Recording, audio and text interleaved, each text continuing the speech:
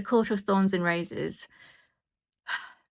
What's the phrase that everyone uses these days? Oh yes, I don't want to yuck on other people's yum. I know that lots of people love this book and this series, but I think it's just not for me. I finished the first book and I'm thinking something that I've never thought before, which is, I'm just too old for this nonsense, this level of ridiculousness. And that's before I even get to all the problematic stuff in it. And I'm not sure who this book would even be for, because the main characters are juvenile, petulant, rash, and yet there are very explicit scenes as well. So this book can't really be read by anyone under 18 because of the more graphic scenes, but anyone over the age of about 21, maybe 25, would just be so infuriated with these characters and just how childish they are. I haven't read this series up until now for a reason. I had a gut instinct that I wasn't going to enjoy it, because I thought it's popular, so there must be something to it. And I also enjoyed the Throne of Glass series, although maybe not at first, but as the series went on, it became really good. And by Kingdom of Ash, I was really enjoying it. But I did know before going into this book that it was a lot about fairies and fae, and I am not into magical creatures in fantasy, whether that's fae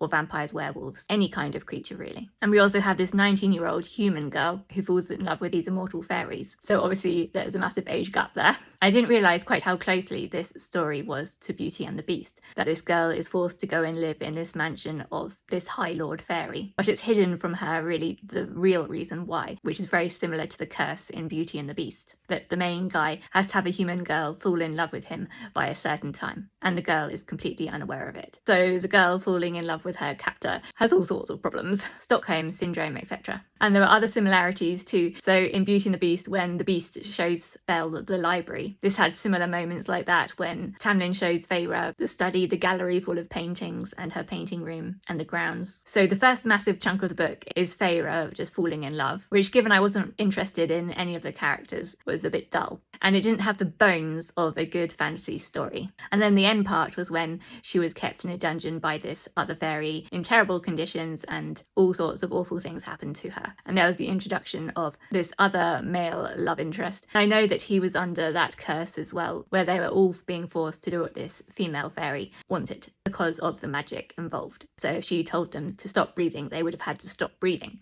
because they didn't have any control over it. But this new male character, Rhysand, he did have control over some things, and that involved some awful things: breaking the consent of Feyre, humiliating her, drugging her with the magical fairy wine to make her forget what he had forced her to do. She felt debased. I know we're meant to think that he was protecting her, that he had to do it in that way, otherwise the female fairy would get suspicious, but it was still abusive, and I was not enjoying it at all.